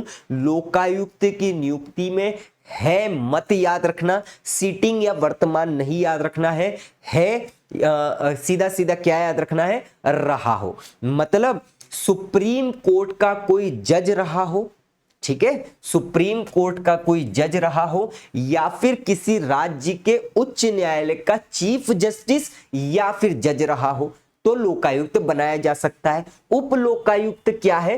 तो उप लोकायुक्त कौन हो सकता है? जो किसी उच्च न्यायालय के न्यायाधीश के रूप में कार्य किया हो या फिर भारत सरकार राज्य सरकार का समकक्ष अधिकारी के रूप में पद धारण किया हो, और उसका वेतन भी मैंने आपको बता दिया है कि अतिरिक्त सचिव के रूप में या अतिरिक्त सचिव से कम नहीं होना चाहिए। यही तो क्लियर बात हमने देखी है। तो ये यहां पर कंफ्यूज आपको नहीं होना है, क्योंकि लोकायुक्त से छोटा पद है उप लोकायुक्त, इसीलिए कौन हो सकता है?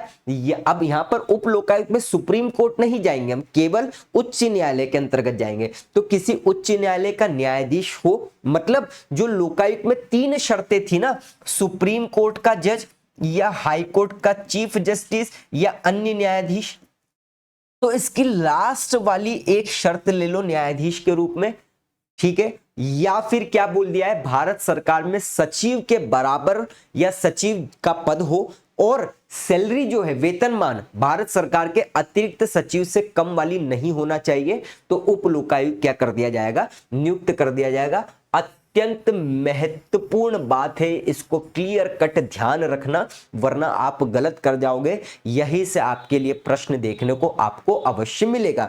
शपथ, तो भैया शपथ के लिए सीधी सीधी बात बोल दी गई है कि जिसके समक्ष सामने नियुक्ति दी जाएगी, कौन लेगा? राज्यपाल देगा। तो उसी के समक्ष क्या कर दिया जाएंगे? शपथ भी ली जाएगी, और शपथ हमेशा पहली सूची में ही उल्लेखित रहती है ना। ये याद रखना, मैं आपको बाकियों के अधिनियम में भी क्लियर कट बता के आया हूं कि शपथ राज्यपाल के समक्ष ली जा रही है, और उस शपथ का प्रोफार्मा या फॉर्म जिसको पढ़ते हैं पूरा का पूरा, उसकी डिटेल किस में लिखी है? तो पहली अनुसूची में, शेड्यूल में लिखी हुई है। कौन सी शेड्यूल? संबंधित अधिनियम की अनुसूचियों के अंतर्गत लिखी गई है ना।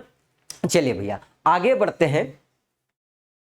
लोकायुक्त और उप लोकायुक्त के पद का कार्यकाल और सेवा की शर्तें, है ना। तो ये सभी बातें किस में बोल दी गई है? धारा 5 में बोल दी गई है। अब आप यहां पर देखना 3 के अंतर्गत लगभग सभी महत्वपूर्ण बात कर दी गई है, और धारा 5 के अंतर्गत अब हम क्या कर रहे हैं? तो कार्यकाल या फिर टेन्योर है। मतलब कोई व्यक्ति या जो लोकायुक्त तो उप लोकायुक्त होगा उसको 6 वर्ष तक के लिए क्या किया जाएगा?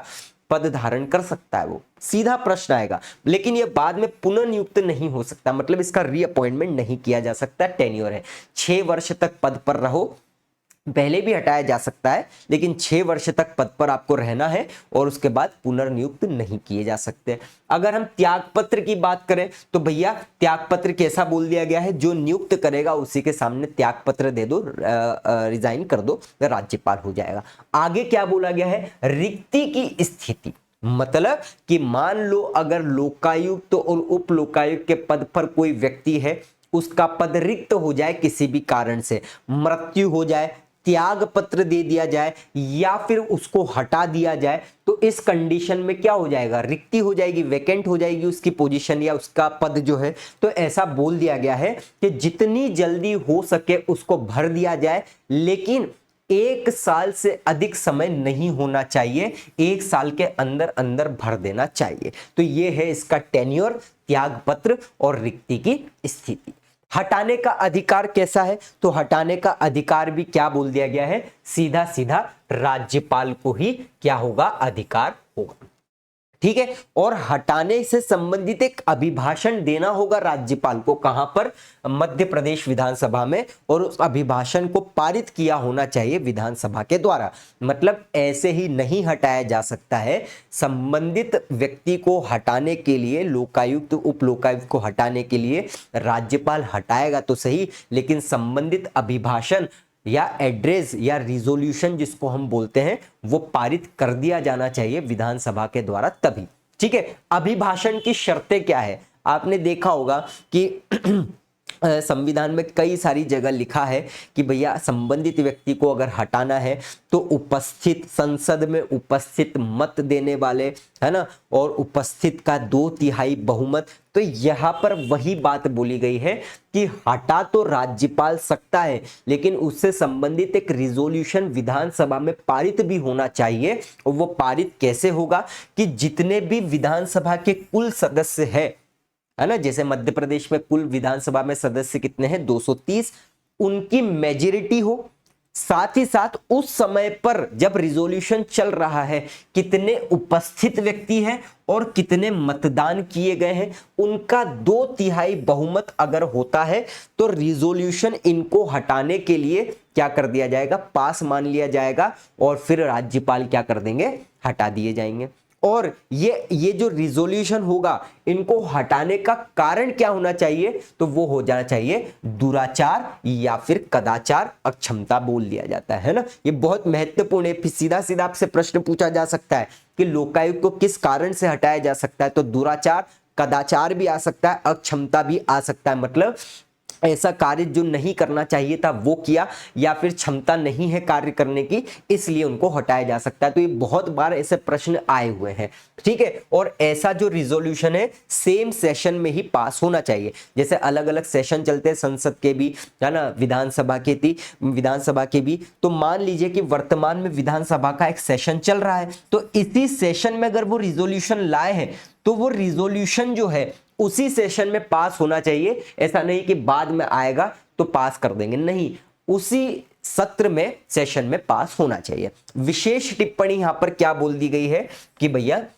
नियम भी बनाया जा सकता है इस अधिनियम के द्वारा। तो आपको पता ही होगा हर अधिनियम में रहता है, केंद्रीय अधिनियम है तो वहां पर ऐसा बोल दिया जाता है नियम बनाने की केंद्र सरकार की शक्ति, कहीं कहीं राज्य सरकार की भी शक्ति रहती है। अब ये अधिनियम जो है राज्य सरकार से संबंधित है, तो इस अधिनियम के द्वारा मध्य प्रदेश सरकार को नियम बनाने की शक्ति भी प्राप्त है। क्लियर बातें, तो हटाने का अधिकार और अभिभाषण की शर्तें यहां पर रहने वाली है। बहुत बहुत महत्वपूर्ण बातें हैं ये, ठीक है। कई सारी चीजें आपने देखी होगी, अगर आपने पॉलिटी नहीं पढ़ी है ठीक से, बहुत जल्द आपके लिए इंडियन पॉलिटी भी ऐसी पढ़ाऊंगा कि आपको रेलवे हो जाए, अलग अलग स्टेट पीएससी हो जाए, है ना, एमपी पीएससी हो जाए, फिर उसके बाद रेलवे के साथ साथ कई सारी जगह एसएससी हो जाए, सब जगह की कॉमन ही रहता है, कहीं पर कोई सब टॉपिक नहीं रहता है, कहीं पर रहता है। तो पूरी इंडियन पॉलिटी शानदार तरीके से एक एक छोटी बात कैसे उसमें डेवलपमेंट हुए, सब बातें मैं पढ़ाऊंगा, लेकिन आगे, है ना। चल, तो ये सभी बातें क्लियर रखना। तो अभिभाषण की शर्तें एकदम क्लियर है, यहां से प्रश्न सीधा सीधा पूछा जा सकता है। वर्तमान पदाधिकारी कौन है, मतलब हाल फिलहाल में जो लोकायुक्त है मध्य प्रदेश में, सत्येंद्र कुमार सिंह है। इनका नाम अभी आपको 1 सेकंड में याद हो जाएगा, थोड़ा सा समय दीजिए। बाद में वर्तमान में उप लोकायुक्त कौन है, SK पालो, मतलब लोकायुक्त तो एक होंगे ही होंगे, लेकिन उप लोकायुक्त वर्तमान में एक ही है। तो वर्तमान लोकायुक्त कौन है, सत्येंद्र कुमार सिंह। वर्तमान उप लोकायुक्त कौन है, SK पालो।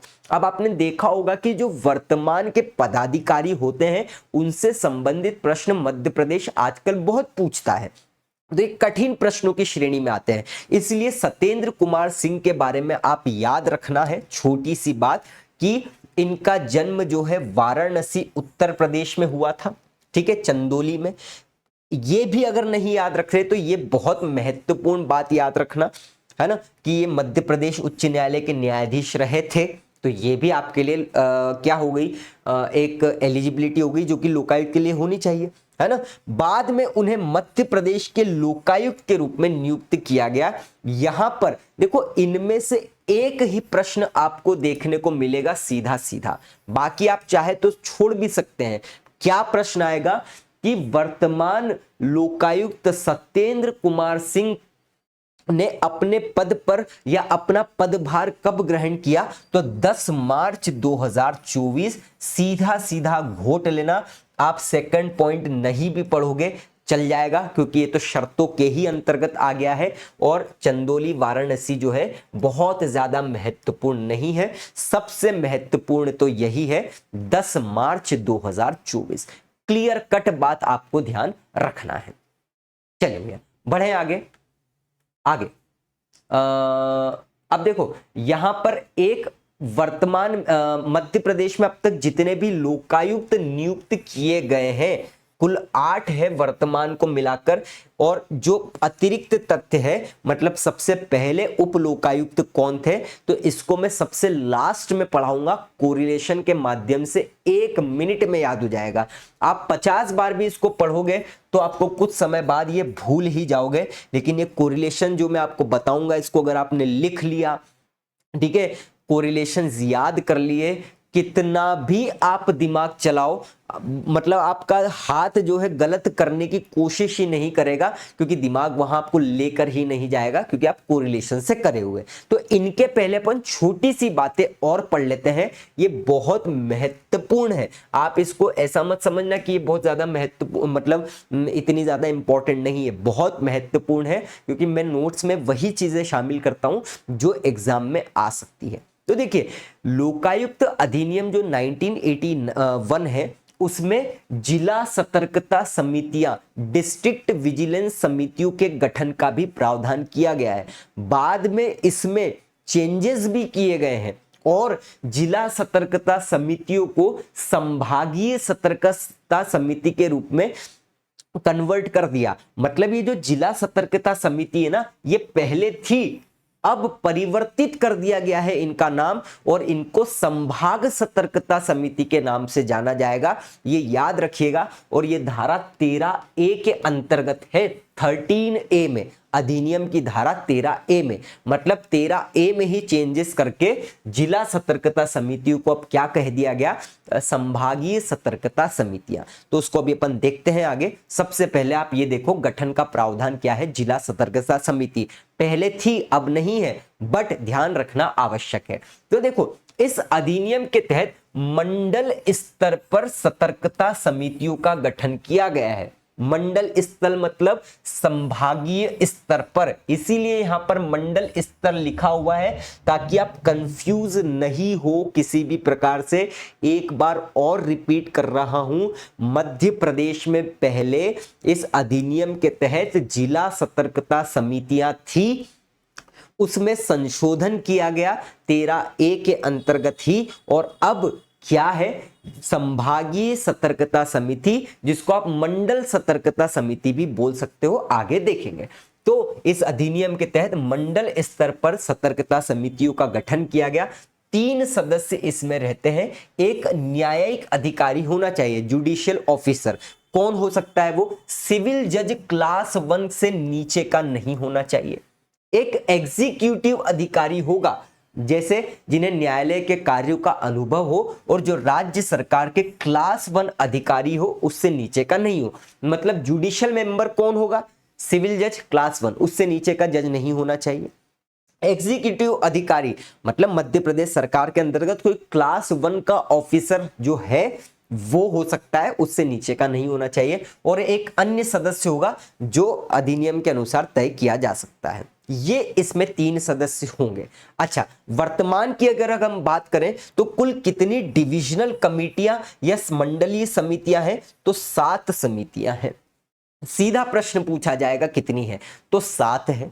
अब ये समितियां काम क्या करेगी, तो ये लोकायुक्त और उप लोकायुक्त को जो सौंपी गई शिकायत है, मतलब लोकायुक्त और उप लोकायुक्त जो है घर घर तो जाएंगे नहीं, तो ये कुछ शिकायत जो भी होंगी वो इन समितियों को सौंपेगा और ये क्या करेंगी, जांच करेगी और बाद में अपनी रिपोर्ट लोकायुक्त और उप लोकायुक्त को प्रस्तुत कर देगी।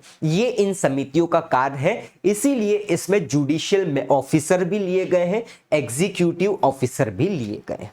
क्लियर है बात। चलिए बढ़ते हैं आगे। अब आता है संभागीय सतर्कता समितियां, जो मैं आपको पहले ही क्लियर कट बता चुका हूं, इसको पढ़ लो, क्लियर कट आपको समझ में आएगा। क्या बोला गया है, मध्य प्रदेश लोकायुक्त एवं उप लोकायुक्त अधिनियम 1982 की धारा 13 में क्या किया गया, संशोधन किया गया। कब किया गया, 1998 में।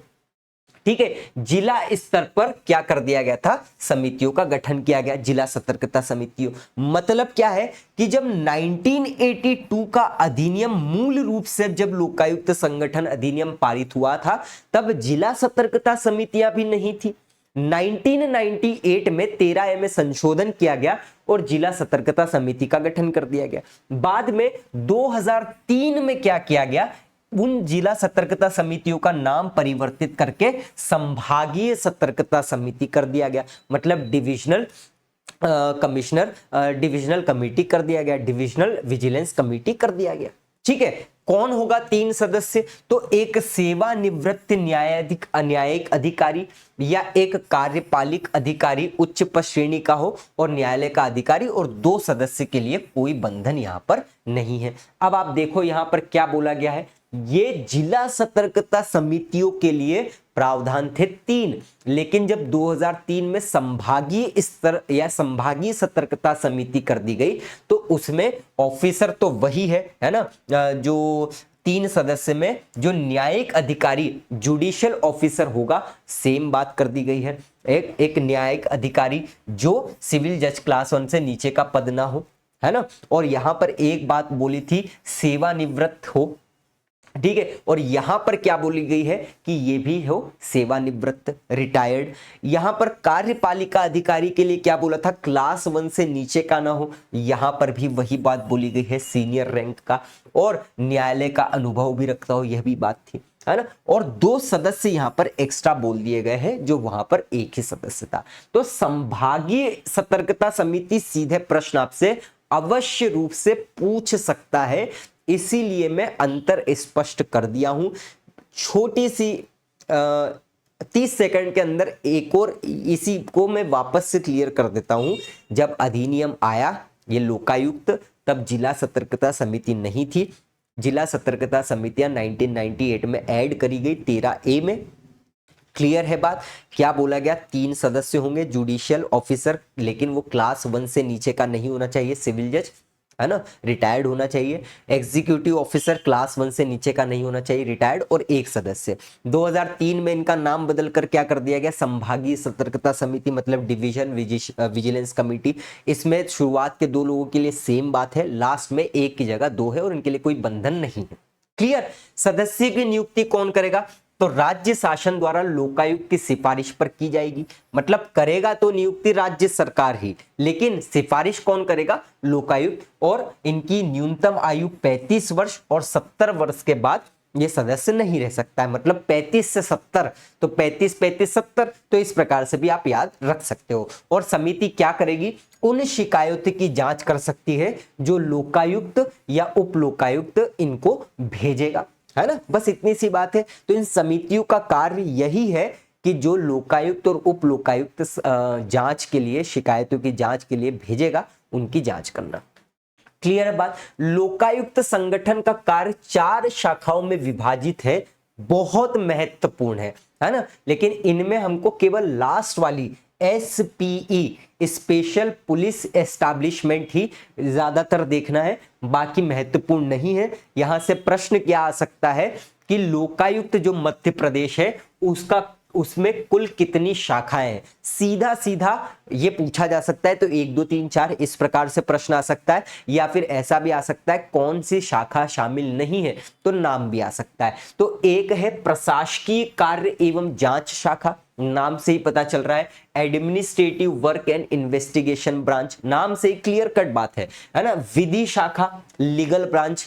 एक हो जाएगा तकनीकी शाखा, टेक्निकल ब्रांच, और एक हो जाएगी विशेष पुलिस स्थापना, SPE, जिसको हम बोलते हैं स्पेशल पुलिस एस्टैब्लिशमेंट। अब देखिए सबसे पहला नाम पढ़िए आप, प्रशासकीय कार्य एवं जांच शाखा। मतलब इसके अंतर्गत एक शाखा ऐसी होगी जो एडमिनिस्ट्रेशन, प्रशासन से रिलेटेड कार्य करेगी और जांच के संबंध में कार्य करेगी।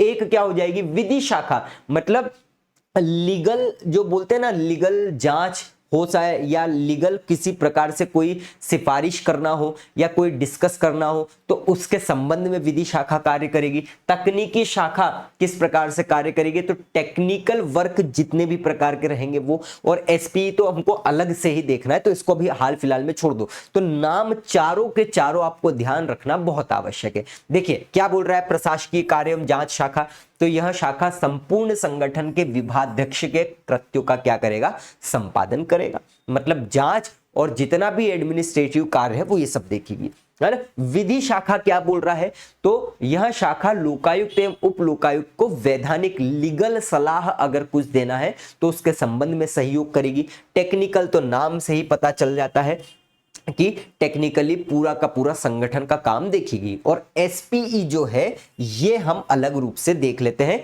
बेसिक बात समझ लो कि लोक प्रशासन से संबंधित कुछ अपराधों के अनुसंधान के लिए, क्या इन्वेस्टिगेशन के लिए एसपीई का गठन किया गया है। तो हम एसपीई देख लेते हैं, है ना। तो ये नाम याद रखना है, अंदर छोड़ दो भले ही, लेकिन नाम और कुल कितनी है ये याद रखना है। एसपीई से सीधा सीधा प्रश्न पूछा जा सकता है और इस एसपीई को भी एक अधिनियम के द्वारा स्थापित किया गया है। एसपीई अधिनियम 1947, मतलब मध्य प्रदेश विशेष पुलिस स्थापना अधिनियम 1947। प्रश्न सीधा सीधा पूछ लिया जाएगा किस अधिनियम के तहत, 1947। मतलब यह भी पूछा जा सकता है मध्य प्रदेश विशेष पुलिस की स्थापना कब की गई, 1947। उद्देश्य क्या है, सार्वजनिक प्रशासन को प्रभावित करने वाले अपराधों की जांच। मतलब जो पब्लिक डोमेन के अंतर्गत जो भी एडमिनिस्ट्रेशन होता है उसके अपराधों की जांच करना। साथ ही साथ भ्रष्टाचार निवारण अधिनियम कब बना, 1988 में बना था, प्रिवेंशन ऑफ करप्शन एक्ट 1988। इसके तहत जो एक एक्ट है केंद्र सरकार के द्वारा लाया गया, इसके अंतर्गत आने वाले मामलों की जांच करना, ये करता है कौन, एसपीई। और इसीलिए आप देखोगे इसके पीछे वाले इसमें कि लोक प्रशासन से संबंधित कुछ अपराधों की जांच करना, है ना, उसके लिए इसका गठन किया गया है और इस उद्देश्य से विशेष पुलिस स्थापना की गठन किया गया। तो कुल मिलाके मध्य प्रदेश के अंतर्गत भी अगर इससे रिलेटेड कोई काम करना है तो एसपीई करेगा। नेतृत्व कौन करेगा, मतलब एसपीई के अंतर्गत कौन अधिकारी बन सकता है, तो एसपी का नेतृत्व ऐसे अधिकारी करते हैं जो महानिदेशक, डीजीपी होता है, फिर डीजी होते हैं, है ना। तो जो महानिदेशक अथवा अतिरिक्त महानिदेशक एडीजी रैंक के हो, मतलब बहुत बड़ा अधिकारी, लगभग आईपीएस के अंतर्गत सर्वोच्च अधिकारी या उससे नीचे का पद का व्यक्ति ही इसके अंतर्गत क्या बन सकता है, नेतृत्व कर सकता है, इसका डायरेक्टर बन सकता है।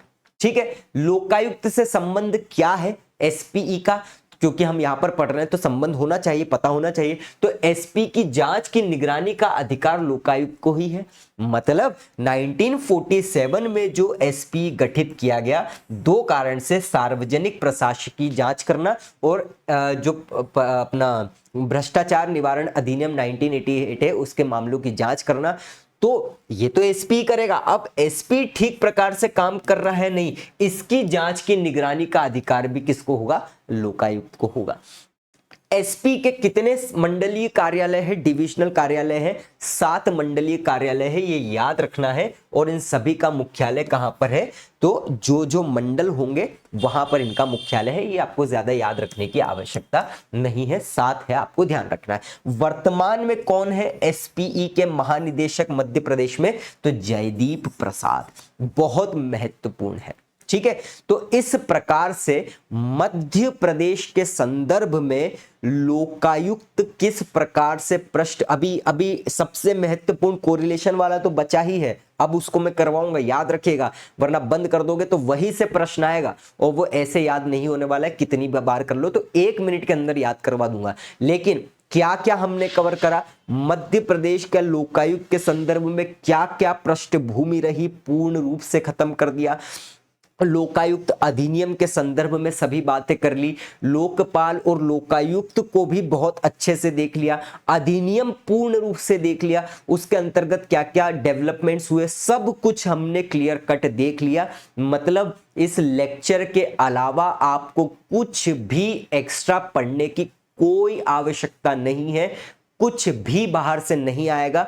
बस इस लेक्चर के बेहतरीन नोट्स बना लेना, रिवीजन कर लेना और बाद में जो टेस्ट और एमसीक्यूज दूं उसको कवर कर लेना, आपका काम हो जाएगा पूरा। अब आते हैं हम जो कि सबसे मेन काम है, वो है इन वर्तमान में या शुरुआत से अब तक जितने भी लोकायुक्त बने हैं। सीधा प्रश्न पूछा जा सकता है, मध्य प्रदेश के पहले लोकायुक्त कौन थे, है ना। एक सेकेंड।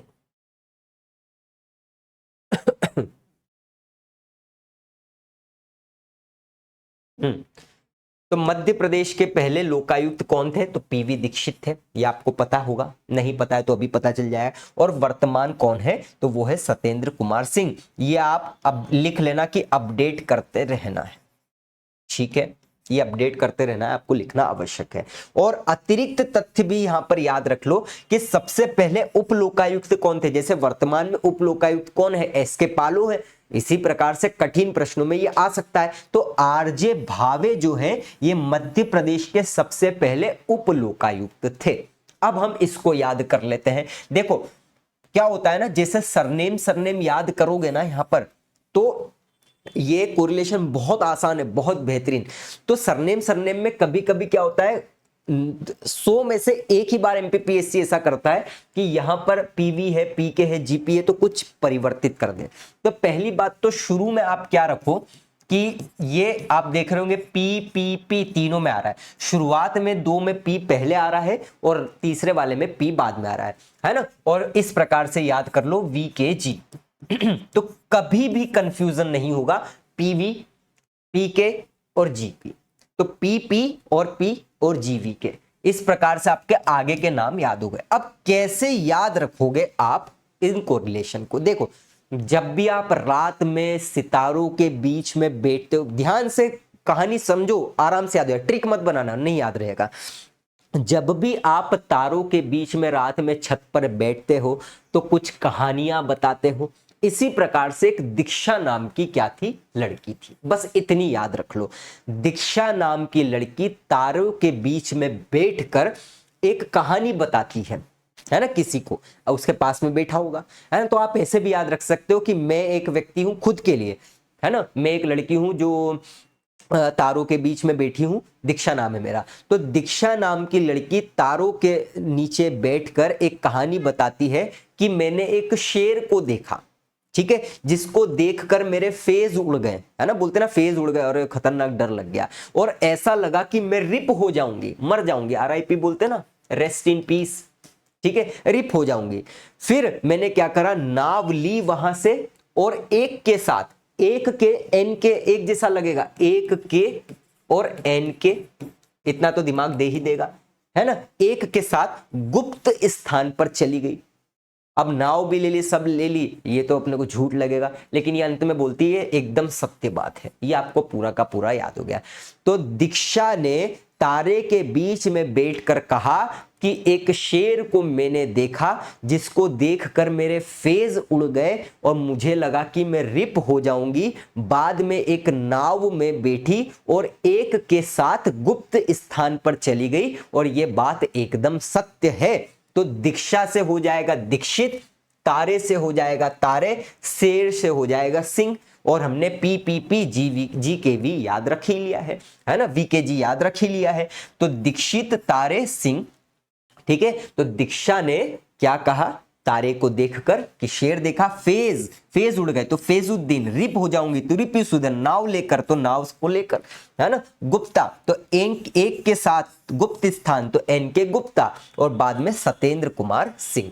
ये हो गया आपको याद। अब आप कितना भी अगर आपको नहीं याद करना है, मैं आपको बोल रहा हूं प्रैक्टिकली करके देख लो, इनके नाम याद करके देख लो, 10 बार भी याद करोगे एक समय बाद भूल जाओगे। लेकिन अगर ये कोरिलेशन याद कर लिया आपने, आप कभी नहीं भूलोगे और आपका मन कभी गलत नहीं करेगा। तो इस प्रकार से हमारा मध्य प्रदेश में लोकायुक्त पूर्ण रूप से समाप्त होता है। जैसा कि मैंने आपको बोला है, सोशल नेटवर्किंग प्लेटफॉर्म्स पर हमारे जुड़ जाएं, जिससे आपको किसी भी प्रकार की समस्या उत्पन्न ना हो। हम एक एक टॉपिक, एक एक यूनिट की इसी प्रकार से पढ़ाएंगे। आप कुछ भी एक्स्ट्रा मत करो, ना तो कोई किताब लाने की जरूरत है, ना तो कोई एमसीक्यूज, ना तो कुछ मत करो, इतना पढ़ लो। एक भी प्रश्न बाहर आए तो मुझसे कहना, पैसे ले जाना वापस, आपके फीस के रिफंड ले लेना, ठीक है। लेकिन हमेशा की तरह हमारा इतिहास है कि जितना कट ऑफ उस एग्जाम का जाना है उससे ऊपर ही एग्जाम में प्रश्न आपको देखने को मिलेंगे, और यही हमारा लक्ष्य रहता है, ठीक है। चलिए भैया, तो बहुत बहुत धन्यवाद। आपसे बस एक ही उम्मीद करता हूं, लाइक शेयर सब्सक्राइब जरूर कर लेना और कमेंट करके जरूर बताना, क्योंकि ये कमेंट ही एकमात्र उद्देश्य है जिसके माध्यम से हमें पता चलेगा कि हम कैसा पढ़ा रहे हैं। तो ये मैं आपसे उम्मीद कर रहा हूं, आपके लिए केवल 10 सेकंड 15 सेकंड का काम है, लेकिन हमारे लिए बहुत महत्वपूर्ण है। अगर आप चाहते हैं, लेकिन ईमानदारी से चाहते हैं तो ही करना, जबरदस्ती कुछ नहीं है। पसंद आए तो ठीक, और नहीं तो जय हिंद, जय भारत, जय Mahakal. Thank you so much, मिलते हैं अगली क्लास में।